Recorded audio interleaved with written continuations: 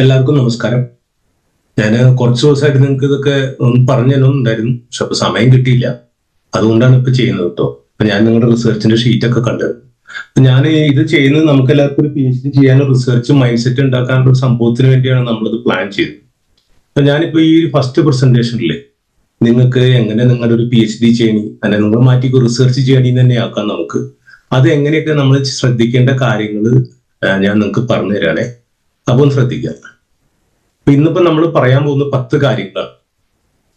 ഒരു റിസർച്ച് ചെയ്യുന്ന അല്ലെങ്കിൽ ഒരു PhD സ്കോളർക്ക് വേണ്ട 10 കാര്യങ്ങളാണ് നമ്മളിപ്പോ സംസാരിക്കാനായിട്ട് പോകുന്നത്.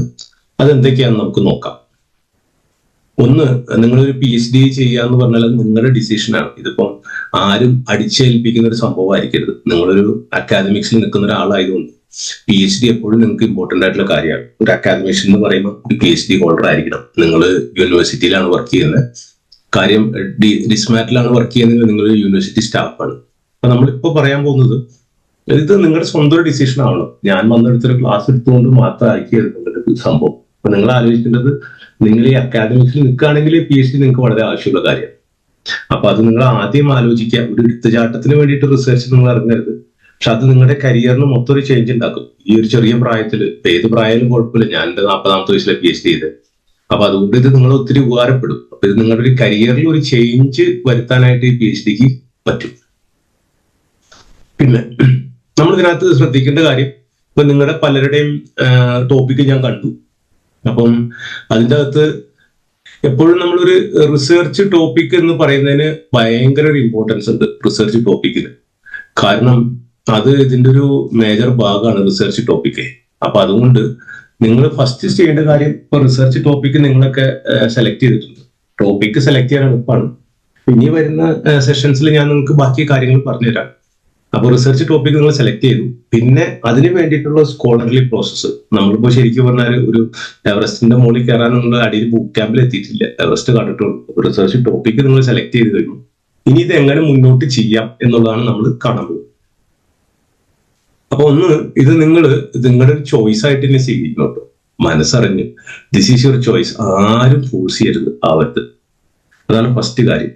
നമ്മൾ മനസ്സറിഞ്ഞ് അതിന് വേണ്ടിയിട്ട് അങ്ങോട്ട് ശ്രമിച്ചു കഴിഞ്ഞാൽ എല്ലാ കാര്യവും നമ്മുടെ മുന്നിലേക്ക് വരും. അപ്പൊ മനസ്സറിഞ്ഞ് നമ്മൾ അതിനകത്തേക്ക് ഫുള്ളായിട്ട് ഇൻവോൾവ് ആവാം.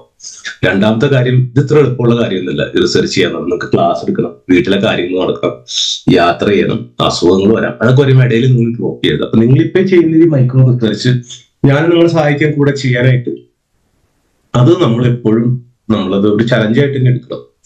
പിന്നെ മൂന്നാമത്തെ കാര്യം എന്ന് പറഞ്ഞാൽ, ഇത് ചെയ്തുകൊണ്ട് നിങ്ങൾക്ക് കുറെ പഠിപ്പിക്കലോ ആൻസർ പേപ്പർ വാല്യുവേഷനോ അസൈൻമെന്റ് വാല്യുവേഷനോ ഒന്നും നിങ്ങൾ ഒഴിവാക്കാൻ പറ്റില്ല. അപ്പൊ നിങ്ങളുടെ കമ്മിറ്റ്മെന്റ്, പേഴ്സണൽ കമ്മിറ്റ്മെന്റും പ്രൊഫഷണൽ കമ്മിറ്റ്മെന്റും ഈ റിസർച്ച് ചെയ്യാനുള്ള കമ്മിറ്റ്മെന്റ്, ഇത്രയും കാര്യങ്ങൾ നിങ്ങൾ ഒരിക്കലും ഒഴിവാക്കാൻ പാടില്ല.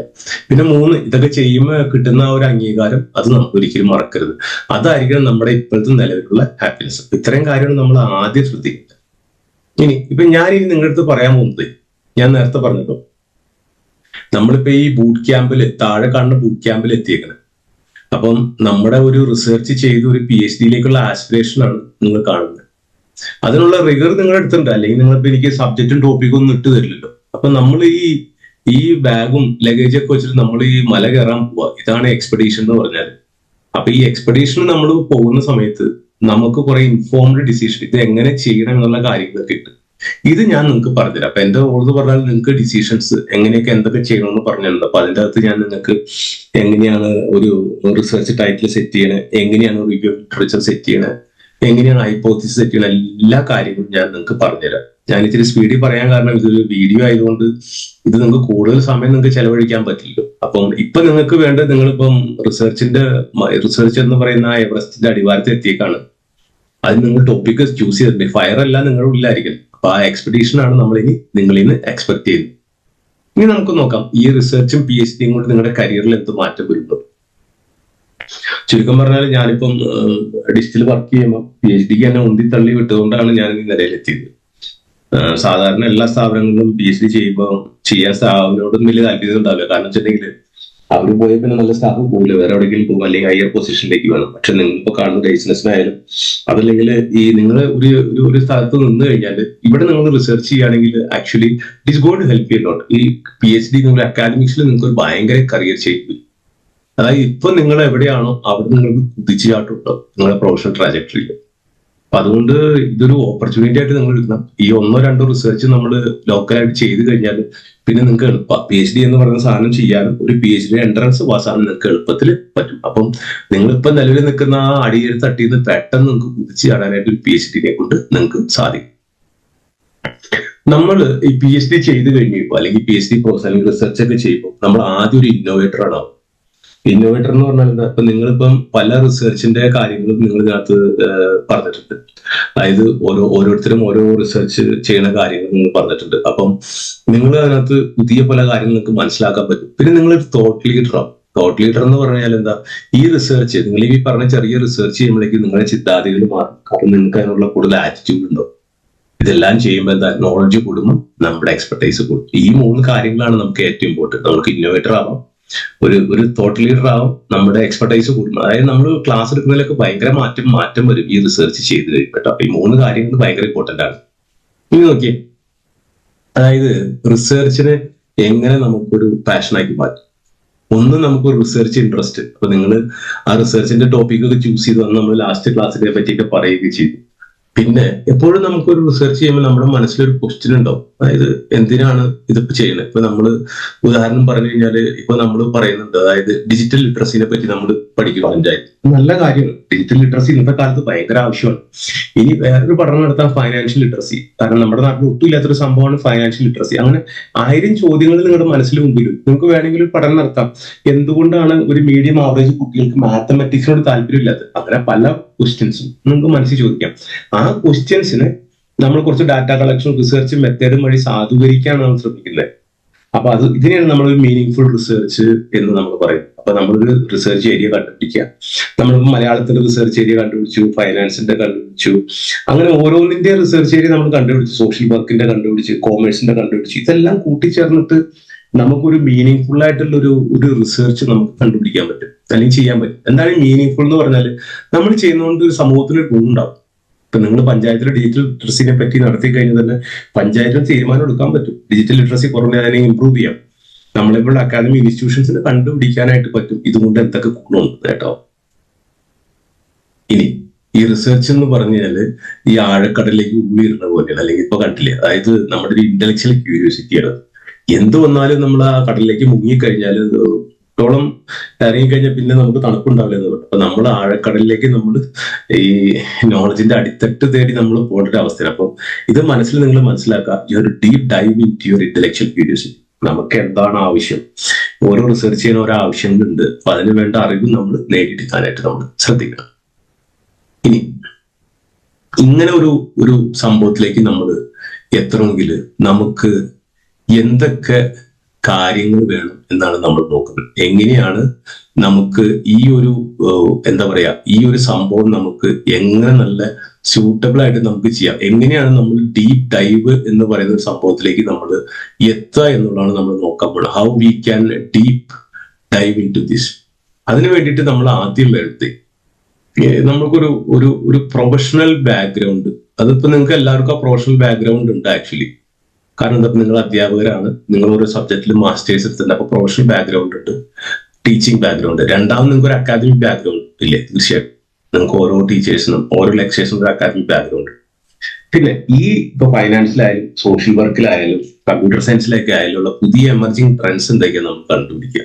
അപ്പൊ അതനുസരിച്ച് നമ്മുടെ റിസർച്ചും കുറച്ചുകൂടി നമുക്ക് മോഡേൺ ചെയ്യാൻ പറ്റും. തൽക്കാലം നിങ്ങൾക്ക് അതിനെപ്പറ്റി ആലോചിക്കേണ്ട. കാരണം ഇപ്പൊ നമ്മുടെ ആവശ്യം എന്ന് പറഞ്ഞ റിസർച്ച് പഠിക്കുക എന്നുള്ളതാണ്. അപ്പൊ തൽക്കാലം നിങ്ങൾ അതിനെപ്പറ്റി ആലോചിക്കണ്ടെങ്കിലും ഇടയ്ക്ക് വായിക്കുന്നതൊക്കെ നല്ലതാണ്. പിന്നെ ട്രെൻഡി ടെക്നിക്കുകൾ. പണ്ടൊക്കെ ഈ പേപ്പറിൽ ചാർട്ടൊക്കെ ഉണ്ടാക്കിയിട്ട് നമ്മൾ ഹൈപ്പോത്തിസിസ് ഒക്കെ ടെസ്റ്റ് ചെയ്യാം. പിന്നെ നമ്മൾ SPSS എന്ന് പറഞ്ഞൊരു സോഫ്റ്റ്വെയർ ഉണ്ട്. ഇപ്പൊ നമുക്ക് പൈത്തണും ആർട്ടിഫിഷ്യൽ ഇന്റലിജൻസും ഒക്കെ വന്നിട്ട് പുതിയ ടെക്നിക്കുകളൊക്കെ നമുക്ക് ഉപയോഗിക്കാൻ പറ്റും. പിന്നെ എപ്പോഴും ഈ തീ കത്തിച്ചോണം നമുക്ക് അറിവ് നേടാനുള്ള ആഗ്രഹമുണ്ട്. ഇത് പറയുമ്പം ഒരു ചെറിയ ഇനിഷ്യേറ്റീവായിട്ട് നിങ്ങൾ എടുക്കരുത്. നിങ്ങളുടെ ലൈഫിനെ ചേഞ്ച് ചെയ്യാവുന്ന ഒരു കരിയറായിട്ട് നിങ്ങൾ ഇതിനെ മാറ്റാം ഈ റിസർച്ചിൽ. ഇനി അടുത്ത് നമുക്ക് നോക്കാം. അതായത് നമ്മളിപ്പം നിങ്ങൾ നോക്കിക്കഴിഞ്ഞാൽ നമുക്കറിയാം, അതായത് നിങ്ങൾ ഈ PhD എന്ന് പറയുന്ന സാധനം ആക്ച്വലി ഇതിന്റെ അകത്ത് നിങ്ങളൊരു വഴി കണ്ടോ, ഒരു വലിയ ഒരു വഴി നിങ്ങൾ കാണുന്നുണ്ട്. നിങ്ങൾ ആക്ച്വലി നിങ്ങളുടെ ഫോക്കസ് അതൊരു ലോങ് ജേണിയാണ്. അപ്പൊ എങ്ങനെ ഒരു വെൽ ഡിഫൈൻഡ് റിസർച്ച് ഉണ്ടാക്കാന്നുള്ളതാണ് നമ്മൾ നോക്കുന്നത്. അതായത് ഫസ്റ്റ് നമുക്കൊരു ക്യൂരിയോസിറ്റി വേണം. ഞാൻ വീണ്ടും പറഞ്ഞ ഡിജിറ്റൽ ലിറ്ററസിയുടെ കാര്യം, അതൊരു ക്യൂരിയോസിറ്റിയാണ്. നമ്മുടെ പഞ്ചായത്തിലുള്ള ആൾക്കാർക്ക് എന്തോരം ഈ ഡിജിറ്റൽ ഡിവൈസുകളും ഇന്റർനെറ്റും ഡിജിറ്റൽ ട്രാൻസാക്ഷനെ പറ്റി അറിവുണ്ട്. അതിന് നിങ്ങൾക്ക് ഒരു അക്കാദമിക് ഡിസ്കോഴ്സ് വേണം. അതായത് നിങ്ങളുടെ അക്കാദമിഷനായിട്ട് നിങ്ങൾക്ക് റിസർച്ച് അറിയാം, പിന്നെ നിങ്ങളുടെ ഇൻട്രസ്റ്റ്. ഇത്രയും മൂന്നും കൂടുമ്പോൾ നമുക്ക് എക്സ്പ്ലോർ ചെയ്യാനുള്ള താല്പര്യം ഉണ്ടാവും. അപ്പൊ എപ്പോഴും നമ്മുടെ ഏരിയയിലായിരിക്കും നമ്മൾ റിസർച്ച് ചെയ്യേണ്ടത്. ഒരു കടത്ത് കഴിക്കാൻ വേണ്ടി റിസർച്ച് ചെയ്ത് അപ്പൊ നിങ്ങൾക്ക് ഈ കാണുന്ന ആ ഒരു വഴിയിൽ 7 വർണ്ണങ്ങളുള്ള വഴിയിലൂടെ നിങ്ങൾക്ക് നല്ല ദൂരം താണ്ടിയിട്ട് നിങ്ങൾക്ക് അധികാരികരായിട്ട് മാറാൻ പറ്റും. ഇനി നമ്മൾ ശ്രദ്ധിക്കേണ്ട ഒരു കാര്യം എന്ന് പറഞ്ഞാല് എങ്ങനെയാണ് നല്ല റിസർച്ച് ക്വസ്റ്റ്യൻ ഫ്രെയിം ചെയ്യാന്ന്. ഈ റിസർച്ച് ക്വസ്റ്റ്യൻ എന്ന് പറഞ്ഞാല് നമ്മൾ എന്തിനാണ് റിസർച്ച് ചെയ്യണേ എന്നുള്ളൊരു ചിന്ത നമ്മുടെ മനസ്സിലുണ്ട്. അതിൽ നമുക്ക് കുറച്ച് ക്വസ്റ്റ്യൻസ് വരും. ഞാനിപ്പോ ഉദാഹരണം പറഞ്ഞാല് ഞാൻ ഹോട്ടൽ ഇൻഡസ്ട്രിയിൽ വർക്ക് ചെയ്തിരുന്ന ആളാണ്. അപ്പൊ എന്നെ സംബന്ധിച്ച് ഉണ്ടായിരുന്ന ഒരു ക്വസ്റ്റ്യൻ ആണ്, എന്തുകൊണ്ടാണ് ആൾക്കാർ പണിയൊക്കെ പഠിച്ച് ഈ ഹോട്ടലിൽ വേറെ ഹോട്ടലിലേക്ക് പോകും? നമുക്കറിയാം ശമ്പളം മാത്രമല്ല മാറുന്നത്. നമ്മൾ ഈ ആൾക്കാരെയൊക്കെ ട്രെയിൻ ചെയ്ത് അവരെ വർക്ക് ചെയ്യാൻ വേണ്ടി കിച്ചണിലോ റെസ്റ്റോറന്റിലോ ഹൗസ് കീപ്പിങ്ങിലോ ഫ്രണ്ട് ഓഫീസിലൊക്കെ കൊണ്ടുവന്ന് നിർത്തി സെറ്റ് ആയി കഴിയുമ്പോഴേക്കും അവര് ആ എക്സ്പീരിയൻസ് കിട്ടി പണി പഠിച്ച് വേറെ സ്ഥലത്ത്. അപ്പൊ ഞാൻ ആലോചിച്ചു, ഈ ശമ്പളം അല്ലാതെ വേറെ എന്തൊക്കെ കാര്യങ്ങളുണ്ട്? അതായത് നമ്മൾ ഹ്യൂമൻ റിസോഴ്സ് ഡെവലപ്മെന്റ് പ്രാക്ടീസുകൾ എങ്ങനെ ഇംപ്രൂവ് ചെയ്യിച്ചിട്ട് ഈ ലേബർ ടേൺ ഓവർ കുറയ്ക്കാന്നുള്ളത് ഞാൻ ചിന്തിച്ചായിരുന്നു. അപ്പം എനിക്കൊരു തോട്ട് പ്രോസസ് ഉണ്ടായിരുന്നു. ഇതേപോലെ നിങ്ങളുടെ സബ്ജക്റ്റിലും നിങ്ങളിപ്പോ ചെയ്യുന്ന മൈക്രോ റിസർച്ചുകളിലൊക്കെ നിങ്ങൾക്ക് ഒരു ചെറിയ തോട്ട് പ്രോസസ് ഉണ്ടാവും. ഈ തോട്ട് പ്രോസസ്സാണ് നിങ്ങളിവിടെ ശരിക്കും ഉപയോഗിക്കേണ്ടത്. ഇതായിരിക്കും നമ്മുടെ ഒരു ജനറൽ ഏരിയ ഓഫ് റിസർച്ച് എന്ന് പറഞ്ഞാൽ. ഇത് നമ്മുടെ അക്കാദമിക് എക്സ്പെർട്ടൈസിനെ ആയിട്ട് ബന്ധപ്പെടുത്തിയായിരിക്കും. കാരണം നമ്മളറിയാം, നമ്മളിപ്പോ ഒരു മെഡിക്കൽ സയൻസിന്റെ റിസർച്ച് ചെയ്യാൻ പോയാൽ നമുക്ക് പറ്റില്ല. കാരണം എന്താ, ചില സോഷ്യൽ വർക്കാർക്ക് കുറച്ചുകൂടി ചെയ്യാൻ പറ്റും, കുറച്ച് സൈക്കോളജിക്കൽ റിസർച്ച്. അതേസമയം ഇപ്പോൾ ഒരു കമ്പ്യൂട്ടർ സയൻസ് ചെയ്യുന്ന ടീച്ചർ പോയിട്ട് മെഡിക്കൽ സയൻസ് റിസർച്ചിന്റെ സ്ട്രേറ്റ് മെഡിക്കൽ സയൻസ് ചെയ്യാൻ നോക്കി നടക്കില്ല. കാരണം എന്താ, നിങ്ങളുടെ അക്കാദമിക് സെറ്റിംഗ് വേറെ സ്ഥലത്താണ്. അതേസമയം അപ്പൊ നമ്മൾ എപ്പോഴും ശ്രദ്ധിക്കേണ്ട ഒരു കാര്യം എന്ന് പറഞ്ഞു കഴിഞ്ഞാൽ നമ്മുടെ അക്കാദമിക് സെറ്റിംഗുമായിട്ട് ബന്ധപ്പെട്ട രീതിയിലുള്ള റിസർച്ചാണ് നമ്മൾ ചെയ്യേണ്ടത്. എന്ത് റിസർച്ച് നമ്മുടെ അക്കാദമിക് സെറ്റിംഗിലേക്ക് മാറ്റിയെടുക്കാൻ പറ്റും. ഞാനൊരു മിനിറ്റ്, ഞാൻ നിങ്ങളുടെ റിസർച്ചിന്റെ ആ ഒരു ഇതൊക്കെ ഒന്ന് നോക്കട്ടെ. ഞാൻ ഷീറ്റ് ഒന്ന് എടുക്കട്ടെ. അപ്പൊ എനിക്ക് കൃത്യത കുറച്ച് നന്നായിട്ട് പറയാൻ പറ്റും.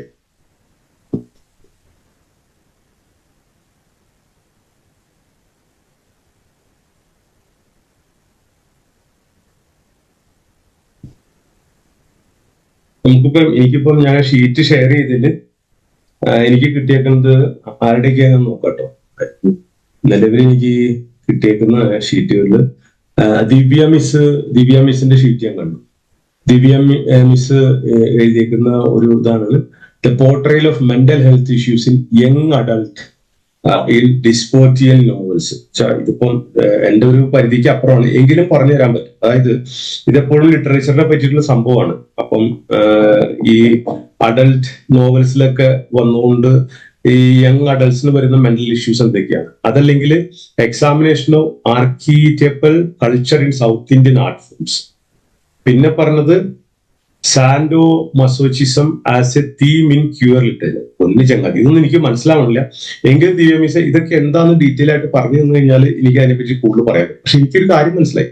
ഇപ്പൊ ദിവ്യാമിസിന്റെ ആ ഒരു ഏരിയയിൽ പെട്ടിട്ടുള്ള കാര്യങ്ങളാണ് സംസാരിക്കുന്നത്. ഇനി നമുക്ക് അജി സാർ പറഞ്ഞേക്കുന്നത് a study on tax compliance among shopkeepers in Amarambalam panchayat. ഇത് കറക്റ്റാണ്. ഇത് സാറ് ഫൈനാൻസ് ആണ്. ഞാനിപ്പോ നിലവില് എന്റെ കീഴിൽ ഒരു 13 പേർക്ക് ഞാൻ റിസർച്ച് മെത്തഡോളജി PhD ചെയ്യുന്നവരെ പഠിപ്പിക്കുന്നുണ്ട്. അപ്പം അവരും ചെയ്യുന്നത് ഇങ്ങനത്തെ കാര്യങ്ങളാണ്. നല്ലൊരു ടോപ്പിക്കാണ്.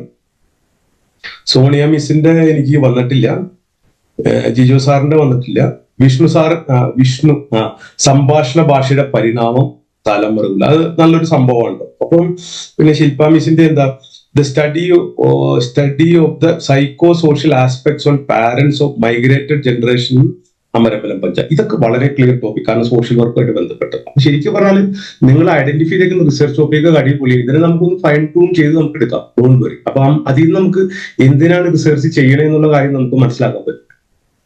നല്ല ക്വസ്റ്റ്യൻസ് ആണ് ഇത്, ഞാൻ നിങ്ങളെ സംബന്ധിച്ചിരിക്കും.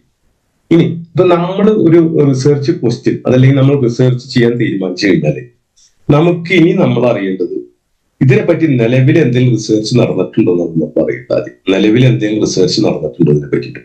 ഇപ്പൊ ചുരുക്കം പറഞ്ഞാല്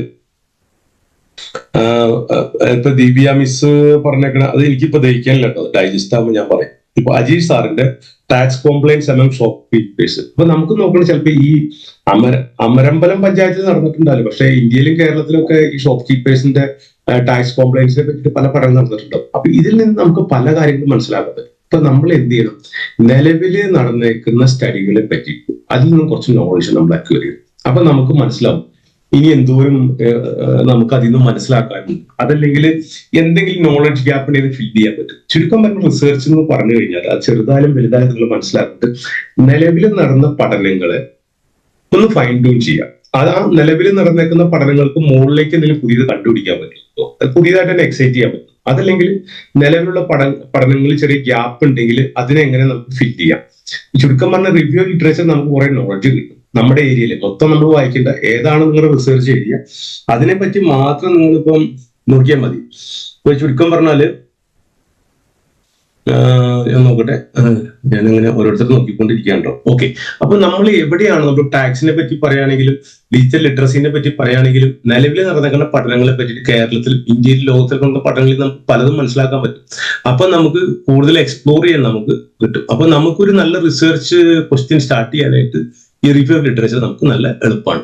പിന്നെ ഇതിപ്പോ നിങ്ങളുടെ അടുത്ത് എനിക്ക് പറയേണ്ട ആവശ്യമില്ല, കാരണം നിങ്ങൾ ആരും വൈഡായിട്ട് ഒന്നും ചിന്തിച്ചില്ല. ചിലവരൊക്കെ തുടക്കത്തിലെ വലിയ സംഭവം മലമറയ്ക്കാൻ വേണ്ടി കുറെ ഏരിയയിൽ പഠനം നടത്താൻ ശ്രമിക്കും. പക്ഷെ നിങ്ങൾ എല്ലാവരും വളരെ കൺഫൈൻഡ് ആയിട്ടാണ്. അപ്പൊ നമ്മൾ എന്തോരം സ്ക്യൂഡ് ആവണം ഫോക്കസ്, ആ ലെൻസ് നമ്മൾ എങ്ങനെ നമ്മൾ ഫോക്കസ് ചെയ്യുന്നതനുസരിച്ച് നമുക്ക് കുറച്ചുകൂടി നന്നായിട്ട് ചെയ്യാൻ പറ്റും. അപ്പൊ ഇതിവിടെ എനിക്ക് പറയേണ്ട ആവശ്യമില്ല, കാരണം നിങ്ങൾ എല്ലാവരും വളരെ ഫോക്കസ്ഡ് ആയിട്ടാണ് ചെയ്തിരിക്കുന്നത്. അപ്പൊ ഞാനത് വലിയൊരു സംഭവം ഞാൻ പറയാൻ ആഗ്രഹിക്കുന്നില്ല. പിന്നെ നമുക്ക് അടുത്തൊരു കാര്യം, നമ്മൾ ഈ നടത്താൻ പോകുന്ന ചെറിയ പഠനമായാലും വലിയ പഠനം നമുക്ക് സാധൂകരിക്കാൻ പറ്റും. കാരണം റിസർച്ച് എന്ന് പറഞ്ഞു കഴിഞ്ഞാൽ ഇപ്പൊ ഡിജിറ്റൽ ലിറ്ററസിനെ പറ്റി അറിയണമെങ്കിൽ, നിലവിലൊരു വാർഡിലെ ഡിജിറ്റൽ ലിറ്ററസി അറിയണമെങ്കിൽ ആദ്യം നമുക്ക് ആ വാർഡിലുള്ള കുടുംബങ്ങൾ അറിയണം. അത് കഴിഞ്ഞാൽ കുടുംബങ്ങളിൽ നമുക്ക് ആക്സസ് ഉണ്ടെന്ന് പറയും, അവിടെ എന്തോരം ആൾക്കാരുണ്ടെന്ന് അറിയുന്നു. ഇതൊക്കെ പഞ്ചായത്തിൽ ഇപ്പോൾ അവൈലബിൾ ആണ്, നമ്മുടെ വോട്ടേഴ്സ് ലിസ്റ്റിൽ ഇതെല്ലാം അവൈലബിൾ ആണ്. പിന്നെ നമുക്ക് അറിയേണ്ട ഒരു കാര്യം, ഇവിടേക്ക് എത്ര കമ്പ്യൂട്ടർ ഉണ്ട്, ഇവിടുത്തെ കാരണന്മാർക്ക് മൊബൈൽ യൂസ് ചെയ്യാൻ അറിയാമോ, അവര് ഡിജിറ്റൽ ട്രാൻസാക്ഷൻസ് നടത്തുന്നുണ്ട്, ബാങ്കിൽ പോവാതെ നമ്മുടെ മൊബൈൽ ആപ്പുകൾ വഴിയാണോ എല്ലാം ചെയ്യുന്നത്, ബാങ്കിന്റെ ആപ്ലിക്കേഷൻസ് യൂസ് ചെയ്യുന്നുണ്ടോ, ഇങ്ങനെ കുറെ കാര്യങ്ങൾ. ഇപ്പൊ നമ്മൾ പേയ്മെന്റ് ചെയ്യുന്ന, കടയിൽ പോകുമ്പോൾ ചെയ്യുന്നത് ഗൂഗിൾ പേ ആണ് ഉപയോഗിക്കുന്നത്, പേടിഎം ആണ് ഉപയോഗിക്കുന്നത്, അങ്ങനെ പല കാര്യങ്ങളും നിങ്ങൾക്ക് അറിയാം. ഇത് നല്ലൊരു ഇതാണ്. അപ്പൊ നമ്മളിപ്പോഴും നോക്കേണ്ടത് ഈ ഫീസിബിലിറ്റി എന്ന് പറഞ്ഞാൽ നമുക്ക് വേണ്ട ഡാറ്റയും റിസോഴ്സുകളൊക്കെ നമുക്ക് അവൈലബിൾ ആണോ എന്നാണ് നമുക്ക് നോക്കേണ്ടത് നമ്മുടെ റിസർച്ച് ക്വസ്റ്റൻ ആയിട്ട്. ഇപ്പൊ എനിക്ക് തോന്നുന്നത് നിങ്ങളിൽ എനിക്കത് കൂടുതൽ പറയാനില്ല, കാരണം നിങ്ങൾ എല്ലാവരും അത് നന്നായിട്ട് അത് അറേഞ്ച് ചെയ്തിട്ട്. പിന്നെ വരുന്ന ഒരു സാധനം, ഇനി നമ്മൾ മെല്ലെ റിസർച്ചിലേക്ക് വരാം. ഈ റിസർച്ച് എന്ന് പറഞ്ഞാൽ അതിപ്പോ സോഷ്യൽ സയൻസ് റിസർച്ച് ആയാലും കെമിസ്ട്രി റിസർച്ച് ആയാലും കമ്പ്യൂട്ടർ സയൻസ് റിസർച്ച് ആയാലും ഇതിനകത്തൊരു വേരിയബിൾസ് എന്നുള്ള സംഭവം. ഇപ്പൊ ചുരുക്കം പറഞ്ഞു കഴിഞ്ഞാൽ നമുക്ക് ഉദാഹരണം എടുക്കാം. ഇപ്പൊ ഡിജിറ്റൽ ലിറ്ററസി, ഈ ഡിജിറ്റൽ ലിറ്ററസിയിലെ ഒരു മെയിൻ ഭാഗം എന്ന് പറയുന്നത് നമ്മുടെ നാട്ടിൽ ഇന്റർനെറ്റ് കറക്റ്റ് ആയിട്ടുണ്ട്, മൊബൈൽ യൂസേഴ്സ് ഉണ്ടോ, അങ്ങനെയുള്ള ഫെസിലിറ്റീസ്. അപ്പൊ ഇതിനകത്ത് നമുക്കറിയാം ഡിജിറ്റൽ ലിറ്ററസി എന്ന് പറയുന്ന സാധനം ബന്ധപ്പെട്ടിരിക്കുന്നത് ഒന്ന് മൊബൈൽ ഫോൺ യൂസ് ചെയ്യാത്ത ആരുമില്ല. അപ്പൊ മക്കളൊക്കെ ഫോണിലാണെങ്കിൽ എല്ലാ കാരണന്മാർക്കും വാട്സാപ്പിൽ കോൾ വിളിക്കാനും ഒക്കെ അറിയാൻ പറ്റും. പിന്നെ മിക്ക പ്രായമുള്ളവർക്കും ഗൂഗിൾ പേ ചെയ്യാൻ അറിയാൻ പറ്റും. അപ്പൊ ഇങ്ങനെ പല കാര്യങ്ങളും ഡിജിറ്റൽ ലിറ്ററസിനെ ബന്ധപ്പെടുന്നു. അപ്പൊ ഇങ്ങനെയുള്ള, അതായത് ഡിപ്പെൻഡ് ചെയ്യുന്ന കാര്യങ്ങളും ഇൻഡിപെൻഡന്റ് ആയിട്ടുള്ള കാര്യങ്ങൾ. നമ്മുടെ ഡിജിറ്റൽ ലിറ്ററസി എന്ന് പറയുന്നത് ഒരു ഇൻഡിപെൻഡന്റ് ഫാക്ടർ ആണെങ്കിൽ അതിന് ഡിപ്പെൻഡന്റ് ഫാക്ടർ, അതിന് എന്തൊക്കെ കാര്യങ്ങളിലാണ് ബന്ധപ്പെട്ടിരിക്കുന്നത്? ഡിജിറ്റൽ ലിറ്ററസിക്ക് മെയിൻ കാര്യങ്ങൾ ഇന്റർനെറ്റ് ഫെസിലിറ്റി ഉണ്ടാവും, വീടുകളിൽ കമ്പ്യൂട്ടറോ മൊബൈൽ റിലേറ്റഡ് ഡിവൈസോ ഒക്കെ ഉണ്ടാവും, ഇതൊക്കെ യൂസ് ചെയ്യാനുള്ള ഫെസിലിറ്റി ഉണ്ടാവും, അതിനുള്ള കുറച്ച് മിനിമം നോളജ് വേണം. കാരണം എഡ്യൂക്കേഷൻ ഒരു വലിയ പാർട്ടാണ് ഈ ഡിജിറ്റൽ ലിറ്ററസിയുടെ. അപ്പൊ ഇങ്ങനെയുള്ള പല കാര്യങ്ങളുമായിട്ട് ബന്ധപ്പെട്ടിരിക്കും ഈ ഡിജിറ്റൽ ലിറ്ററസി എന്ന് പറയുന്ന കാര്യം ബന്ധപ്പെടും. അപ്പൊ ഇങ്ങനെയുള്ള കുറച്ച് വേരിയബിൾസ് നമ്മൾ ഐഡന്റിഫൈ ചെയ്തിട്ട് ഇതിൽ നിന്നാണ് നമ്മൾ മനസ്സിലാക്കുന്നത് നമ്മുടെ ആ ഒരു പഞ്ചായത്തിൽ ഡിജിറ്റൽ ലിറ്ററസി കിട്ടും. അപ്പൊ നമ്മൾ എപ്പോഴും ഒരു റിസർച്ച് ക്വസ്റ്റ്യൻ എന്ന് പറഞ്ഞാൽ, ഇപ്പൊ നിങ്ങൾക്കറിയാം എന്തുകൊണ്ടാണ് നിങ്ങൾ ഈ റിസർച്ച് ചെയ്യുന്നത് നോക്ക്. ഞാൻ വീണ്ടും ഡിജിറ്റൽ ലിറ്ററസി എന്ന് പറയാൻ കാരണം വേണ്ട നമുക്ക് മാറ്റാം. ശില്പ മിസ് പറഞ്ഞ psycho social aspects of parents of migrated generation. അതായത് ഈ സൈക്കോ സോഷ്യൽ ആസ്പെക്ട്സ് എന്ന് പറയുമ്പോൾ അതിന് കുറെ പാരാമീറ്റേഴ്സ് ഉണ്ട്. എന്തിനാണ് നമ്മൾ ഈ പഠനം നടത്തുന്നത്, അത് നമ്മുടെ മുമ്പിൽ ചോദ്യം വേണം. എനിക്ക് പറഞ്ഞാൽ അതായിരിക്കും റിസർച്ച് ക്വസ്റ്റ്യൻ. എന്തിനാണ് നമ്മളിപ്പോ ഈ പഠനം നടത്തുന്നത്, ഇത് അറിഞ്ഞിട്ട് നമുക്ക് എന്താണ് മെച്ചം. സൈക്കോ സോഷ്യൽ ആസ്പെക്ട്സ് നമ്മൾ നോക്കിക്കഴിഞ്ഞാൽ നമുക്ക് മനസ്സിലാവും. കാരണം ഈ മൈഗ്രേറ്റഡ് പാരന്റ്സ് പറയുമ്പോൾ രണ്ടു തരമുണ്ട്. അതർ സ്റ്റേറ്റിൽ നിന്ന് മൈഗ്രേറ്റ് ചെയ്തവരുണ്ട്. എനിക്ക് തോന്നുന്നത് അമരമ്പലം പഞ്ചായത്തിൽ അതർ റീജിയൻസ്, കേരളത്തിന്റെ തന്നെ അതർ റീജിയൻസ്, അതായത് കോട്ടയം, പാല, തൊടുപുഴ സൈഡിൽ നിന്നൊക്കെ മൈഗ്രേറ്റ് ചെയ്ത ആൾക്കാരായിരിക്കും അധികം ഉണ്ടാവുക. അപ്പൊ അവർക്ക് അവരുടെ ആ പാരന്റൽ ഭൂമിയിൽ നിന്ന് ഇങ്ങോട്ട് വന്നു കഴിയുമ്പോൾ അവർക്ക് എന്തൊക്കെ പ്രശ്നങ്ങളാണ് ഉണ്ടായിരിക്കുന്നത്, അങ്ങനെയുള്ള കാര്യങ്ങളെ പറ്റി പഠനം നടത്തുന്നത്. ഇതിന്റെ ഒരു ആവശ്യം എന്താണെന്നറിയാം, ഇവരുടെ ഒരു സൈക്കോ സോഷ്യൽ വെൽബീയിങ് അറിയാനായിരിക്കും ശില്പ മിസ് അതായിരിക്കും ഉദ്ദേശിക്കുന്നത്. അപ്പൊ അങ്ങനെയുള്ള കാര്യങ്ങളെ പറ്റി നമുക്ക് ക്ലിയർ ആയിട്ട് മനസ്സിലാക്കാനായിരിക്കും നമ്മൾ റിസർച്ച് ചെയ്യുന്നത്. അപ്പൊ അതാണ് ഈ റിസർച്ച് ക്വസ്റ്റ്യൻ എന്ന് പറഞ്ഞാൽ. ഇപ്പം അജി സാറ് പറഞ്ഞ പോലെ നമ്മൾ ഈ ടാക്സ് കോംപ്ലൈൻസ് നമ്മൾ എന്തിനാ അറിയണേ? കാരണം ഈ ടാക്സ് കോംപ്ലൈൻസ് ഷോപ്പ് കീപ്പേഴ്സിന്റെ അറിഞ്ഞ രണ്ട് കാര്യങ്ങളുണ്ട്. പെട്ടെന്ന് അവർക്ക് വന്നിട്ട് ടാക്സിന്റെ ആൾക്കാർ വന്നിട്ട് കുറെ പിഴ അടിക്കാൻ പറയും. രണ്ട്, ടാക്സ് സിസ്റ്റം എപ്പോഴും നമ്മുടെ ഫൈനാൻഷ്യൽ ഡെവലപ്മെന്റ് നല്ലതാണ്. അപ്പം ഇപ്പൊ സാറ് ചെയ്യുന്ന റിസർച്ചിന് പ്രത്യേക ഗുണമുണ്ട്. അതായത് ഇതിനെപ്പറ്റി ആൾക്കാർക്ക് കോംപ്ലൈൻസ് ഇല്ലെങ്കിൽ, അറിവില്ലായ്മ ഉണ്ടെങ്കിൽ, അതേപോലെ കോംപ്ലൈൻസ് ചെയ്യുന്നില്ലെങ്കിൽ അതനുസരിച്ച് റെഗുലേറ്റേഴ്സിന് ഹെൽപ്പ് ചെയ്യാൻ പറ്റും. അപ്പൊ നിങ്ങൾ ചെയ്യുന്ന ഒരു സോഷ്യൽ വർക്കാണ് സർക്കാരിന് വേണ്ടിയിട്ടുള്ളത്. പിന്നെ അറിയാത്തവർക്ക് നിങ്ങൾക്ക് അറിവ് കൊടുക്കാനും പറ്റും. കാരണം ഇപ്പൊ ഡിസാറ്റ് എന്ന് പറയുന്ന ഇൻസ്റ്റിറ്റ്യൂഷൻ വഴിയായിട്ട് ആ റീജിയനിലുള്ള ആൾക്കാർ ടാക്സ് കോംപ്ലൈൻസിനെ പറ്റി ഒരു പഠനം കൊടുക്കാൻ പറ്റുകയാണെങ്കിൽ വളരെ നല്ല കാര്യം. അപ്പൊ നമുക്ക് മനസ്സിലായി എന്തിനാണ് നമുക്ക് റിസർച്ച് ക്വസ്റ്റ്യൻ ഫോർമുലേറ്റ് ചെയ്യുന്നത്, എന്തിനു വേണ്ടിയാണെന്നുള്ളത്.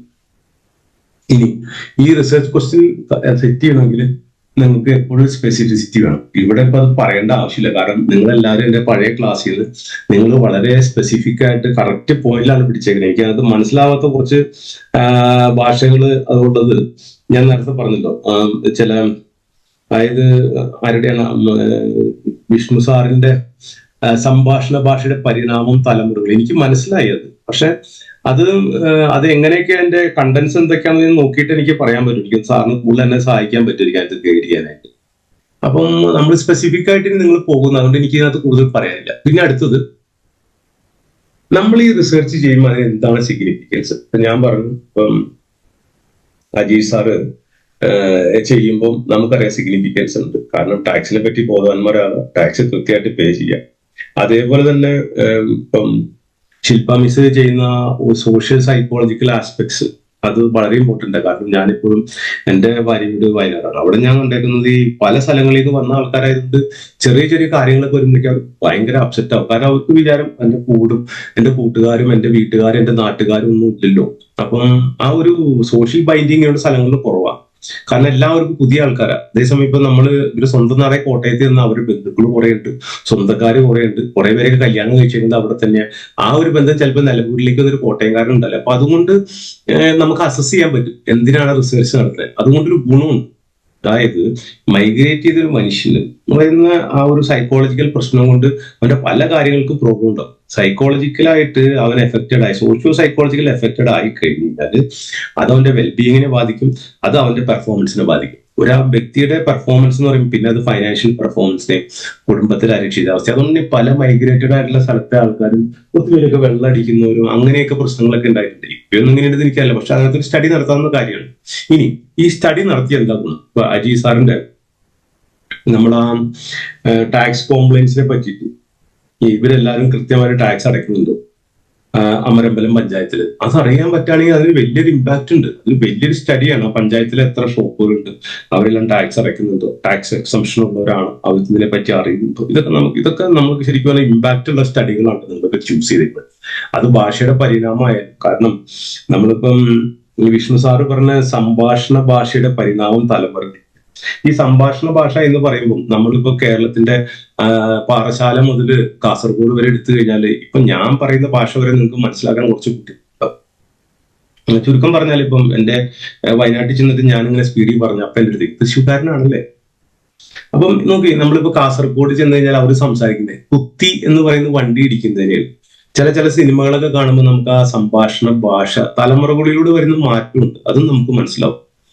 അത് നല്ലൊരു പഠനമാണ്. കാരണം ഭാഷയ്ക്ക് അത് മനുഷ്യന് എങ്ങനെയാണ് പരിണാമം സംഭവിച്ചതെന്ന് നമുക്കറിയാം. അപ്പൊ ഇതിനൊക്കെ റിലവൻസ് ഉണ്ട്. കാരണം ഇനി വല്ല ഫ്യൂച്ചർ ജനറേഷൻസ് ഈ ലാംഗ്വേജ് ഉണ്ട്. കാരണം നമ്മൾ ഗ്ലോബലായിട്ട് പോകുന്ന ഒരു തലമുറയാണ് കേരളത്തിൽ. അപ്പം മറ്റുള്ള രാജ്യങ്ങളിലേക്ക് പോകുമ്പോൾ ഭാഷ ഒന്ന് തന്നെയാണ്, പക്ഷേ ഭാഷയുടെ ലിപികളും സംസാരിക്കുന്ന രീതികളും മാത്രം മാറും. മനുഷ്യന്റെ ബ്രെയിൻ ഭാഷ പഠിക്കുന്ന ആ രീതികളൊക്കെ സെയിം ആണ്. അപ്പൊ നമുക്കിതൊക്കെ മറ്റുള്ള പഠനങ്ങൾക്ക് ഉപയോഗിക്കാനും മനുഷ്യന്റെ ഡെവലപ്പ് ചെയ്യാനൊക്കെ ഉപയോഗിക്കാൻ പറ്റും. ഇതാണ് നമ്മുടെ സ്റ്റഡികളുടെ സിഗ്നിഫിക്കൻസ് എന്ന് പറഞ്ഞു കഴിഞ്ഞാൽ. ഇനി ഇപ്പൊ നിങ്ങൾ ഈ റിസർച്ച് ഒരു ക്വസ്റ്റ്യൻ ഉണ്ടാക്കി കഴിഞ്ഞാൽ ഇപ്പൊ ഫീഡ്ബാക്ക്, ഇപ്പൊ നിങ്ങൾ എനിക്കിത് ഉണ്ടാക്കി റിസർച്ച് ക്വസ്റ്റൻ ഒക്കെ ചെയ്ത് തരുമ്പോൾ ഞാൻ ഫീഡ്ബാക്ക് തരും.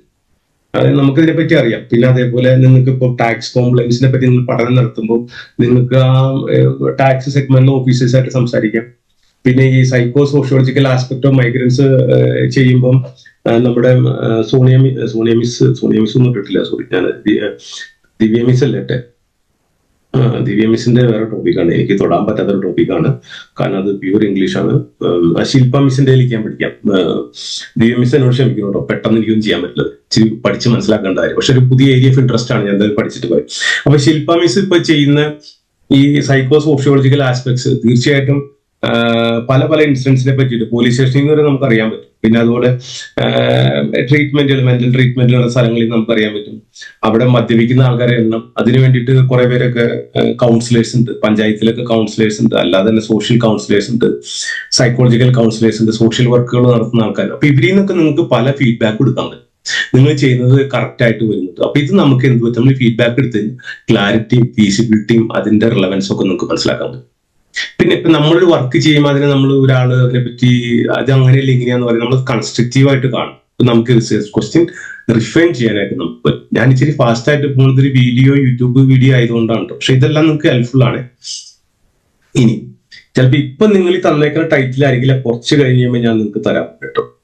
കാരണം ഇത് ഞാനിങ്ങനെ റിഫൈൻ ചെയ്തുകൊണ്ടിരിക്കും. നമുക്ക് റിസർച്ചിന് പറ്റിയ രീതിയിലേക്ക് നമ്മൾ ഓരോ ലെവലിൽ കഴിയുമ്പോഴും നമുക്ക് ചെയ്യും. നമ്മൾ ഇപ്പം ദിവ്യ മിസ് പറഞ്ഞ portrayal of mental health issues in young adult dystopian novels.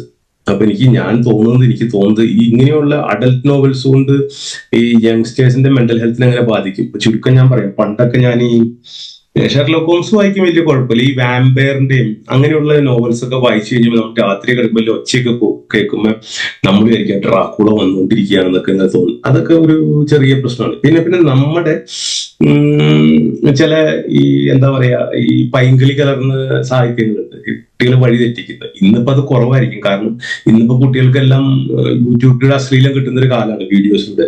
പണ്ടത്തെ കാലത്ത് അങ്ങനെയൊന്നും ഉണ്ടായിട്ടില്ല. അപ്പൊ ചിലപ്പം അതൊക്കെ നമ്മുടെ സൈക്കോളജിക്കൽ ഹെൽത്തുകൾ നമ്മൾ ബാധിക്കുന്ന സംഭവം. അപ്പൊ ഇങ്ങനെയുള്ള കാര്യങ്ങളൊക്കെ നമ്മൾ ഇതിനകത്ത് നോക്കിക്കഴിഞ്ഞാൽ പലതവണ മാറ്റിയും മറിച്ചും നമുക്ക് ടൈറ്റിൽ കറക്റ്റ് ആയിട്ട് സെറ്റ് ചെയ്ത് റിസർച്ച് ക്വസ്റ്റ്യൻ നമുക്ക് റിഫൈൻ ചെയ്യാൻ പറ്റും. അങ്ങനെ നമ്മൾ ഗോൾഡ് ഒരുക്കി എടുക്കുന്ന നമ്മുടെ റിസർച്ച് നമുക്ക് റിഫൈൻ ചെയ്യാനായിട്ട് നമുക്ക് പറ്റും. സ്പീഡ് കൂടുതൽ നിങ്ങൾ പറയണം കേട്ടോ, അങ്ങനെ ഞാൻ അടുത്ത നല്ല റെക്കോർഡിങ് അയച്ചു തരാം കേട്ടോ. ഇനി ഇതിപ്പോ നിങ്ങൾ ചെയ്തിട്ടില്ല, അത് ഞാൻ നിങ്ങളെ കൊണ്ട് ചെയ്യിക്കാം. എന്തിനാണ് നമ്മൾ റിസർച്ച് ചെയ്യുന്നത്? അപ്പൊ ഞാൻ ഈ പറഞ്ഞ എലമെന്റ്സ് ഒക്കെ നിങ്ങൾ എനിക്ക് അടുത്ത ഇതിൽ എനിക്ക് അയച്ചു പർപ്പസ് സ്റ്റേറ്റ്മെന്റ്. നിങ്ങൾ എന്തിനാണ് റിസർച്ച് ചെയ്യുന്നത്? നിങ്ങളുടെ മനസ്സിൽ എന്താണ്, മലയാളത്തിൽ എഴുതിയാലും കുഴപ്പമില്ല, ഇംഗ്ലീഷിൽ എഴുതിയാലും കുഴപ്പമില്ല, വോയിസ് നോട്ടായിട്ട് ഇരിക്കാനും കുഴപ്പമില്ല.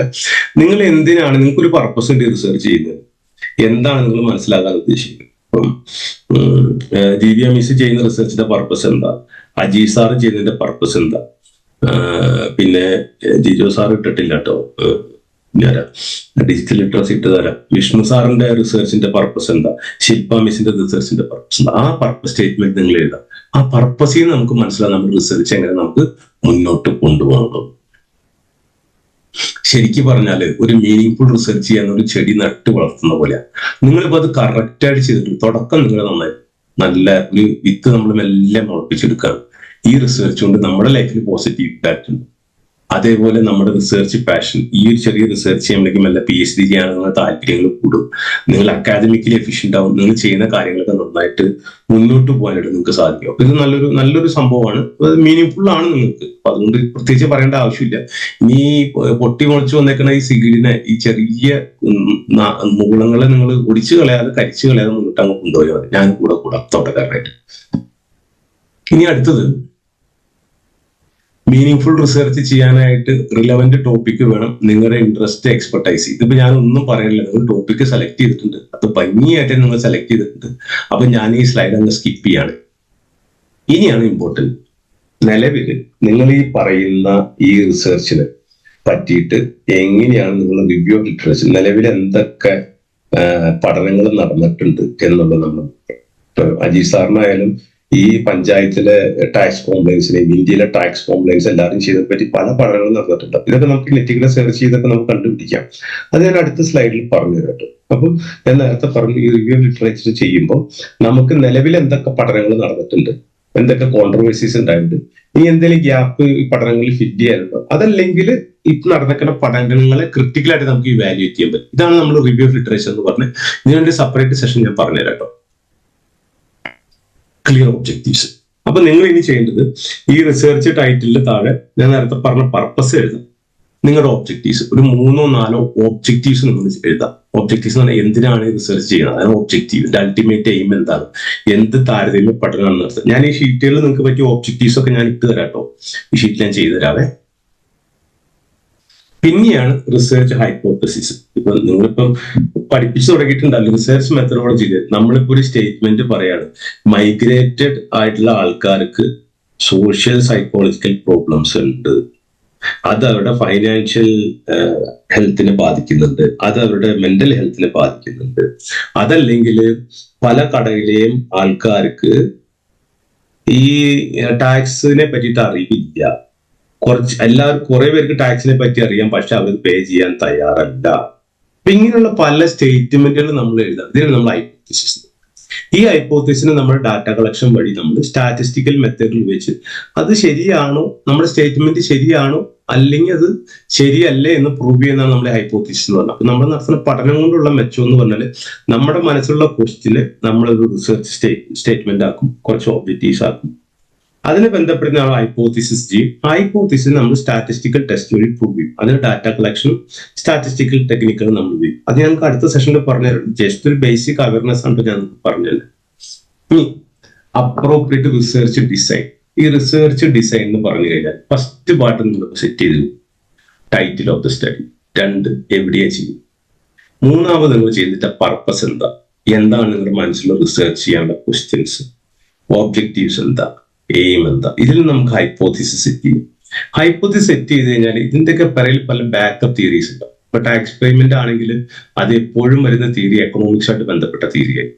അതേപോലെ തന്നെ സോഷ്യോ സൈക്കോളജിക്കൽ ഇമ്പാക്ട് ആണെങ്കിൽ അതിനെ പറ്റിയ സൈക്കോളജിക്കൽ തിയറീസ് പലരുടെ തിയറീസ് ഉണ്ട്. അപ്പൊ ഇങ്ങനെയുള്ള ലിറ്ററേച്ചറിലായാലും പല പല തത്വചിന്തകളുണ്ട്. അപ്പൊ ഇതെല്ലാം വെച്ച് ഒരു തിയറിയുടെ ബേസിലായിരിക്കും നമ്മൾ ഈ റിസർച്ച് നമ്മൾ ചെയ്യുക.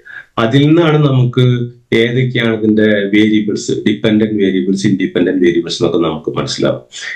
ഇത് കഴിഞ്ഞിട്ടാണ് നമ്മൾ എന്ത് ചെയ്യുന്നത്, ഡാറ്റ എങ്ങനെ കളക്ട് ചെയ്യണം, ഈ കളക്ട് ചെയ്ത ഡാറ്റന് നമ്മൾ എങ്ങനെ അനലൈസ് ചെയ്യണം, എന്ത് സ്റ്റാറ്റിസ്റ്റിക്കൽ ടെക്നിക്ക് ഉപയോഗിക്കണം, അതിനെങ്ങനെ നമ്മൾ വിവരണങ്ങൾ നടത്തണം. കളക്ട് ചെയ്ത ഡാറ്റേനെ നമ്മൾ പല പല പ്രോസസ്സ് നടത്തിയിട്ട് എങ്ങനെ നമ്മൾ വിവരിക്കും, അത് കഴിഞ്ഞിട്ട് നമ്മൾ അതിനെ ഇന്റർപ്രറ്റ് ചെയ്യും. ഇത്രയും കാര്യങ്ങളാണ് നമ്മൾ ആക്ച്വലി ഈ റിസർച്ച് ഡിസൈനിൽ നമ്മൾ ഉദ്ദേശിക്കുന്നത്. ഇതുമായിട്ട് ബന്ധപ്പെട്ട കാര്യങ്ങളെയാണ് നമ്മൾ മെത്തഡോളജി. അപ്പൊ റിസർച്ച് ഡിസൈൻ ചെയ്ത് കഴിഞ്ഞാൽ അത് എക്സിക്യൂട്ട് ചെയ്യാനുള്ള മെത്തേഡ്സിനെയാണ് നമ്മൾ മെത്തഡോളജി. അപ്പൊ അതിന്റെ അകത്ത് ഡാറ്റ കളക്ഷൻ ടൂൾസും നേരത്തെ പറഞ്ഞ അനാലിസിസും പ്രൊസീജിയേഴ്സ് ഒക്കെ ഉണ്ട്. പിന്നെ കുറച്ച് എത്തിക്കൽ കൺസിഡറേഷൻസ് ഉണ്ട്. എത്തിക്കൽ കൺസിഡറേഷൻ ഇപ്പൊ നിങ്ങളുടെ റിസർച്ച് വലിയ സംഭവം ഉണ്ടാവില്ല. ചുരുക്കം പറഞ്ഞപ്പോ കടക്കാർ ടാക്സ് അടയ്ക്കില്ല എന്ന് പറഞ്ഞാൽ നിങ്ങൾക്ക് റിവീൽ ചെയ്യാൻ പറ്റില്ല. പക്ഷെ അതിനകത്ത് എത്തിക്കൽ പാർട്ട് ഉണ്ട്, നിങ്ങൾക്ക് റിവീൽ ചെയ്യേണ്ടി വരും. അപ്പൊ അതുകൊണ്ട് പല ഗുണങ്ങളുണ്ട്. അവരെ എഡ്യൂക്കേറ്റ് ചെയ്യുക. നമ്മുടെ സാറിന് എത്തിക്കൽ കൺസിഡറേഷൻസ് ഒക്കെ വരുന്നത് ഈ മെഡിക്കൽ സയൻസുമായിട്ട് ബന്ധപ്പെട്ട പഠനങ്ങളൊക്കെ നടത്തുന്ന എത്തിക്കൽ കൺസിഡറേഷൻസ് വരും. കാരണം അതൊക്കെ പ്രൈവറ്റ് ഒരു ആരോഗ്യ രേഖ എന്ന് പറയുന്നത് ഒരു വ്യക്തിയുടെ പ്രൈവറ്റ് ആണ്. പക്ഷെ ഹോസ്പിറ്റലിൽ നമ്മളത് കളക്ട് ചെയ്യുമ്പോൾ അത് വ്യക്തിനെ സംബന്ധിച്ച് പ്രൈവറ്റ് ആണ്, പക്ഷെ രാഷ്ട്രത്തിനെ സംബന്ധിച്ച് പബ്ലിക് ആണ്. അപ്പൊ അതിന്റെ കുറെ പബ്ലിക്കേഷൻസ് ഒക്കെ വരുമ്പോൾ നമ്മളത് ജനങ്ങളിലേക്ക് എത്തിക്കുമെന്ന് കുറച്ച് എത്തിക്കൽ കൺസിഡറേഷൻസ് ഒക്കെ നമ്മൾ ചെയ്യേണ്ടി വരും. അതിപ്പോ നിങ്ങൾ ആലോചിക്കേണ്ടത്, ഇപ്പൊ നിങ്ങളുടെ റിസർച്ചുകളിൽ അത് വരുന്നില്ല. പിന്നെ നമ്മളെപ്പോഴും ക്വാളിറ്റി ഡാറ്റ ഉണ്ടെങ്കിൽ മാത്രമേ ക്വാളിറ്റി ആയിട്ട് റിസർച്ച് ചെയ്യാൻ പറ്റൂ. ഇപ്പൊ ഒരു പഞ്ചായത്തില് അമരമ്പലം പഞ്ചായത്തിൽ നിങ്ങൾ എല്ലാ ഷോപ്പിൽ നിന്നും ഡാറ്റ എടുക്കാൻ പറ്റാൻ അടിപൊളിയാണ്, അത് കറക്റ്റായി. അത് എങ്ങനെ ചെയ്യേണ്ടത് ഞാൻ പറഞ്ഞു. അപ്പൊ ആ കറക്റ്റ് ഡാറ്റ എന്തൊക്കെയാണ് നമ്മൾ അറിയേണ്ടത്, ടാക്സിന്റെ പല സെക്ഷൻസ് സബ് സെക്ഷൻസ് അറിയാമോ, കെട്ടിട നികുതിനെ പറ്റി അറിയാമോ, വാറ്റിനെ പറ്റി അറിയാമോ, അതല്ലെങ്കിൽ അവർക്ക് വാറ്റ് റിട്ടേൺസ് കിട്ടുന്നതിനെ പറ്റി അറിയാമോ, ഇത് ഫയൽ ചെയ്യേണ്ടതിനെ പറ്റി അറിയാമോ, എല്ലാ കടകൾക്കും അതിന്റെ ആവശ്യമുണ്ടോ, ഇനി ഇത്ര ലക്ഷത്തിന് മുകളിൽ ബിസിനസ് ഉള്ളവർക്കാണ് ടാക്സ് പേ ചെയ്യേണ്ടത്, അവർക്ക് അത് അറിയാൻ വേണ്ടിയിട്ട് അവർ ചെയ്യാതിരിക്കുന്നുണ്ടോ, അതിനെ ഒരു ടാക്സ് കൺസൾട്ടൻസിന് ഉപയോഗിക്കുന്നുണ്ടോ, അത് അവർ സ്വന്തമായിട്ടാണ് ചെയ്യുന്നത്. ഇങ്ങനെ പല കാര്യങ്ങളും നമുക്ക് ഉപയോഗിക്കും. അപ്പൊ ഇതിൽ നിന്നൊക്കെ നമുക്ക് ആ ഡാറ്റ നമ്മൾ എങ്ങനെ ക്വസ്റ്റ്യനർ വെച്ച് എക്സ്ട്രാക്ട് ചെയ്യുന്ന ഹൈ ക്വാളിറ്റി ഡാറ്റ എന്ന് നമ്മൾ പറയും. അതിന് നമ്മൾ ഇന്റർവ്യൂസും അതേപോലെ തന്നെ ക്വസ്റ്റ്യനറും പിന്നെ സെക്കൻഡറി ഡാറ്റ പല പല പബ്ലിക്കേഷൻസ് റിപ്പോർട്ടൊക്കെ നമുക്ക് യൂസ് ചെയ്ത് നമ്മൾ ഹൈ ക്വാളിറ്റി ഡാറ്റ എന്ന് പറയുന്നത്. പിന്നെ ഡാറ്റ നമ്മൾ കൃത്യമായിട്ട് അനലൈസ് ചെയ്യും. സ്റ്റാറ്റിസ്റ്റിക്കൽ മെത്തേഡ്സ് ഉപയോഗിച്ചിട്ടും social science package tools, software tools ഉപയോഗിച്ചിട്ട് അങ്ങനെ പല പല മെത്തേഡ്സ് ഉണ്ട്. നമുക്ക് പറയാം അത് നമ്മൾ കറക്റ്റ് ആയിട്ട് അനലൈസ് ചെയ്തെടുക്കാം. ചുരുക്കം പറഞ്ഞാൽ പെർസെന്റേജ് അനാലിസിസ് ഒരു ഡാറ്റ അനാലിസിസ് മെത്തേഡാണ്. അപ്പൊ നമ്മൾ നോക്കിയത് ചെയ്യണം. അതാണ് ഡാറ്റ കിട്ടിയാൽ മാത്രം പോരാ, നന്നായിട്ട് നമ്മൾ അനലൈസ് ചെയ്യും. അതിൽ നിന്ന് നമ്മൾ കൺക്ലൂഷൻസ് ഉണ്ട്. ഇതാണ് കറക്റ്റ്. അതായത് ഈ കാടിന്റെ ഉള്ളിൽ നമ്മളിപ്പോ ഒരു ഗതിയില്ലാണ്ട് നിൽക്കുകയാണ്. നമുക്കറിയില്ല, നമുക്കൊരു റിസർച്ച് എന്ന് പറയുന്ന നമ്മുടെ ചെറിയ റിസർച്ച് നമുക്ക് നടത്താം. നമുക്ക് വാലിഡ് കൺക്ലൂഷൻസ് നടത്തുന്നത് മനോഹരമായ ബിൽഡിംഗ് ആയിട്ട് മാറും. മരക്കഷ്ണങ്ങളും കടലാസുകളും ലൈറ്റും അതേപോലെ എല്ലാ വിഷയം നമ്മൾ വീട് പണിയുന്ന പോലെ അടിത്തറയിലേക്ക് നമ്മൾ എത്തിയിട്ടില്ല. നമ്മൾ മണ്ണ് മാന്തി തുടങ്ങിയിട്ടില്ല, പാനം ചെയ്ത് തുടങ്ങിയിട്ടില്ല. റിസർച്ച് ചെയ്ത് കഴിയുമ്പോൾ കൺക്ലൂഷൻസ് വരുമ്പോൾ കൃത്യമായിട്ട് അത് ബ്യൂട്ടിഫുൾ എന്ന് പറഞ്ഞാല് ഇപ്പം ടാക്സിനെ പറ്റി പറയുമ്പോൾ സാറിന് കൃത്യമായിട്ട് പറയാൻ പറ്റും, സാറിന് കൃത്യമായിട്ട് പറയാൻ പറ്റും ഇന്ന കാര്യങ്ങളൊക്കെയാണ് ജനങ്ങൾ ചെയ്യാത്തതിന് കാരണം, അല്ലെങ്കിൽ ഇന്ന സംഭവങ്ങളാണ്. സോ അതേപോലെ തന്നെ ജിജോ സാറിന്റെ നമ്മുടെ വിഷ്ണു സാറിന്റെ ആയാലും ഈ ഭാഷയിൽ എങ്ങനെയാണ് ആ പരിണാമം, സംസാര ഭാഷയിൽ എങ്ങനെയാണ് പരിണാമം സംഭവിച്ചേക്കുന്നത്. ശില്പ മിസിന്റെ ആയാലും ശില്പ മിസ് കറക്റ്റ് ആയിട്ട് പറയാൻ പറ്റും എന്തൊക്കെ കാരണങ്ങൾ കൊണ്ടാണ് ഈ മൈഗ്രേറ്റ് ചെയ്ത പാരന്റ്സിന് ഇങ്ങനെ പ്രശ്നങ്ങൾ ഉണ്ടാവുക. കൃത്യമായിട്ട് നമുക്ക് പറയാനായിട്ട് പറ്റും. ചിലപ്പം ഇവിടെ ആൽക്കഹോളിക് അബ്യൂസും സൈക്കോളജിക്കൽ പ്രോബ്ലംസും ഒക്കെ കുറെ നമുക്ക് ഒഴിവാക്കാൻ പറ്റും, നിങ്ങൾക്ക് അവരെ എഡ്യൂക്കേറ്റ് ചെയ്യാനൊക്കെ പറ്റും. ഇത് നമ്മൾ എന്ത് ചെയ്യണം, മറ്റുള്ളവരിലേക്ക് പകർന്നു കൊടുക്കും. ഈ കോൺട്രിബ്യൂഷൻസ് ഈ നിലവിലിപ്പോൾ നിങ്ങൾ നടത്തുന്ന പഠനങ്ങൾക്ക് സർക്കാരിന് ഉപയോഗം ഉണ്ടാവും, അക്കാദമിക്സിലേക്ക് ഉപയോഗിക്കാൻ പറ്റും, ഇൻഡസ്ട്രിയിലേക്ക് ഉപയോഗിക്കാം, സൊസൈറ്റിയിലേക്ക് ഉപയോഗിക്കാൻ പറ്റും. ഇതാണ് നിങ്ങളുടെ റിസർച്ചിന്റെ കോൺട്രിബ്യൂഷൻ. ഇതാണ് നമുക്ക് റിസർച്ചർക്ക് കിട്ടുന്ന സാറ്റിസ്ഫാക്ഷനും അംഗീകാരവും. ഇനി നമ്മൾ കൃത്യമായിട്ട് റിസർച്ച് നമുക്ക് എഴുതണം. ഇപ്പൊ നമ്മൾ ഈ ചെയ്ത കാര്യങ്ങളൊക്കെ നമുക്കൊരു ചെറിയ പബ്ലിക്കേഷൻ ആക്കി മാറ്റണമല്ലോ. നമുക്ക് അങ്ങനെ ചെയ്യാമെന്ന് പറഞ്ഞിട്ട് നമ്മുടെ വേണമെങ്കിൽ ഡിസാറ്റിന്റെ പേരിൽ നമുക്കൊരു ജേണൽ തുടങ്ങും, ആ ജേണലിൽ റിസർച്ച് ചെയ്യാം. അപ്പൊ ഇതിനെ നമ്മൾ എങ്ങനെ എഴുതണ്ടേ, ഇപ്പൊ നമ്മൾ ചെയ്ത കാര്യങ്ങളും കണ്ടുപിടിച്ച കാര്യങ്ങളൊക്കെ നമുക്ക് ബുക്ക് പോലെ അല്ലെങ്കിൽ ചെറിയ 10 പേജുള്ള ഒരു ഷീറ്റ് പോലെ ഒരു ആർട്ടിക്കിൾ പോലെ നമുക്ക് എഴുതണം. ഇതിനാണ് നമ്മൾ എഴുതുക എന്നുള്ളത്. അത് എങ്ങനെ ചെയ്യേണ്ടതെന്ന് ഞാൻ പറഞ്ഞുതരാം. അത് തുടക്കം മുതൽ പറഞ്ഞു. ഇതൊരു ഇൻട്രൊഡക്ഷൻ മാത്രമാണ്. നിങ്ങൾക്ക് ഇങ്ങനെ വൺ ടൈം ചെയ്ത് കഴിഞ്ഞാൽ ഇതുമായിട്ട് ബന്ധപ്പെട്ട എക്സ്പേർട്സിന് കൊടുക്കുക. അപ്പൊ അവർ റിവ്യൂ ചെയ്തിട്ട് എന്തൊക്കെ മാറ്റങ്ങൾ വരുത്തണം, എന്തൊക്കെ ചെയ്യാന്ന് നമുക്ക് പറഞ്ഞുതരാം. അപ്പൊ നമുക്ക് ഇങ്ങനെ റിവ്യൂ ഫീഡ്ബാക്കും കിട്ടി നല്ല റിസർച്ച് ആക്കി നമുക്ക് മാറ്റാനായിട്ട് ഇതിനെ പറ്റും. പിന്നെ പുതിയ കാര്യങ്ങളെ പറ്റി നമ്മൾ അപ്ഡേറ്റഡ് ആവുന്നുണ്ട്. എപ്പോഴും അപ്ഡേറ്റ് ചെയ്യണം. ടാക്സ് ആയാലും മെന്റൽ ഹെൽത്തിനെ പറ്റിയിട്ടായാലും അതേപോലെ ഭാഷയെ പറ്റിയിട്ടൊക്കെ എല്ലാം പുതിയ പഠനങ്ങൾ പലതും നടക്കുന്നുണ്ടാവും. ഭാഷ മലയാളത്തിൽ മാത്രമല്ല ഭാഷയെ പറ്റി പഠനം നടക്കുന്നുണ്ട്. അപ്പം പല കാര്യങ്ങളും ഇപ്പൊ ലിറ്ററേച്ചറിലായാലും നോവലുകളിലൊക്കെ കുറെ മാറ്റങ്ങൾ വന്നിട്ടുണ്ട്. അങ്ങനെ കുറെ കാര്യങ്ങൾ നമുക്ക് മനസ്സിലാക്കാനായിട്ട് പറ്റും. അത് നമ്മളെപ്പോഴും അടുത്ത റിസർച്ചിലേക്ക് നമ്മളെ ഹെൽപ്പ് ചെയ്യും. ഇത് നമ്മൾ ഒരു ആർട്ടിക്കിളായിട്ട് പബ്ലിഷ് ചെയ്യും. സെമിനാറുകളിൽ കോൺഫറൻസുകളിലൊക്കെ നമുക്ക് പബ്ലിഷ് ചെയ്യാം. കാരണം നമ്മുടെ നാട്ടിലൊക്കെ എല്ലാ കോളേജുകളിലും പല പല കോൺഫറൻസും സെമിനാറും ഉണ്ട്. അപ്പൊ ഇതുമായിട്ട് ബന്ധപ്പെട്ട ഒരു കോൺഫറൻസ് വരുമ്പോൾ ഭാഷയെ പറ്റിയിട്ടുള്ള ഒരു കോൺഫറൻസ് ആണ് അവിടെ കൊണ്ട് പബ്ലിഷ് ചെയ്യാം. ടാക്സുമായിട്ട് ബന്ധപ്പെട്ട കോൺഫറൻസ് അവിടെ കൊണ്ട് നിങ്ങൾക്ക് പബ്ലിഷ് ചെയ്യാം. അപ്പൊ ഓരോരുത്തരുടെ റിലവന്റ് ഏരിയയിൽ നിങ്ങൾക്ക് കൊണ്ട് പബ്ലിഷ് ചെയ്യാം. സോഷ്യൽ വർക്കിന്റെ ഒക്കെ ഇഷ്ടം പോലെ സെമിനാർ ഉണ്ട്. അപ്പൊ നിങ്ങൾക്ക് വീണ്ടും അംഗീകാരങ്ങൾ കിട്ടിക്കൊണ്ടിരിക്കും. ഇനി ഇതിന് നിങ്ങൾക്ക് വേണമെങ്കിൽ വീണ്ടും റിഫ്ലക്ട് ചെയ്ത് വീണ്ടും റിഫൈൻ ചെയ്ത് വേറെ റിസർച്ചിലേക്ക് മാറ്റാൻ പറ്റും. പഞ്ചായത്തിൽ ടാക്സ് കോംപ്ലൈൻസിനെ മാറ്റിയിട്ട് നമുക്ക് കുറച്ചും കൂടി വിപുലമായിട്ട് ചെയ്യാം. വലിയ കടകളിലെ ടാക്സ് കോംപ്ലൈൻസിനെ പറ്റി പഠിക്കാം. അങ്ങനെ പലതും നമുക്ക് ചെയ്യാൻ സാധിക്കും. അപ്പൊ ഇതെല്ലാം നമ്മുടെ സമൂഹത്തിൽ വരുത്താൻ പോകുന്ന മാറ്റങ്ങളും പല കാര്യങ്ങളെ പറ്റി നമുക്ക് പഠിക്കാനായിട്ട് പറ്റും. അപ്പം ഇതാണ് നമ്മുടെ ഒരു പർപ്പസ്. ഇത്രയും എനിക്ക് പറയാനുള്ളൂ. അപ്പൊ ഞാൻ നിങ്ങളുടെ അടുത്ത് പറഞ്ഞ ഇത്രയും കാര്യമുള്ളൂ. ഒരു റിസർച്ച് തുടങ്ങുമ്പോൾ എന്തൊക്കെ കാര്യങ്ങൾ, ഇത് സ്വയം പ്രേരിതമായിരിക്കണം. അതല്ലാതെ പറഞ്ഞേൽപ്പിച്ചുകൊണ്ടോ ഡേസ് പറഞ്ഞുകൊണ്ടുള്ളൊന്നും ആയിരിക്കരുത്. ഇതൊക്കെ ഒരു ബേസിക് ഇൻട്രൊഡക്ഷൻ ആണ്. ഞാൻ നിങ്ങളുടെ ഷീറ്റിൽ വേണ്ട കറക്ഷൻസ് ചെയ്തു തരാം. ഇതേപോലെ ഞാൻ മലയാളത്തിൽ നിങ്ങൾക്ക് വീഡിയോ ചെയ്തു തരാം. അപ്പൊ നിങ്ങൾ ശ്രദ്ധിക്കേണ്ട കാര്യം എന്ന് പറഞ്ഞു കഴിഞ്ഞാൽ ഇത് നിങ്ങൾക്ക് മനസ്സിലാവുന്നുണ്ടോ ഇല്ലെന്ന് പറഞ്ഞാൽ ഞാൻ ഈ ചെയ്ത ക്ലാസ്സുകളുടെ വോയിസ് റെക്കോർഡിംഗ് ഉണ്ട്, അതിൻ്റെ അകത്ത് ചേർത്ത് നിങ്ങൾക്ക് അയച്ചു തരാം. അപ്പൊ ഫീഡ്ബാക്ക് അറിയിക്കുക. അപ്പോൾ താങ്ക് യു വെരി മച്ച്.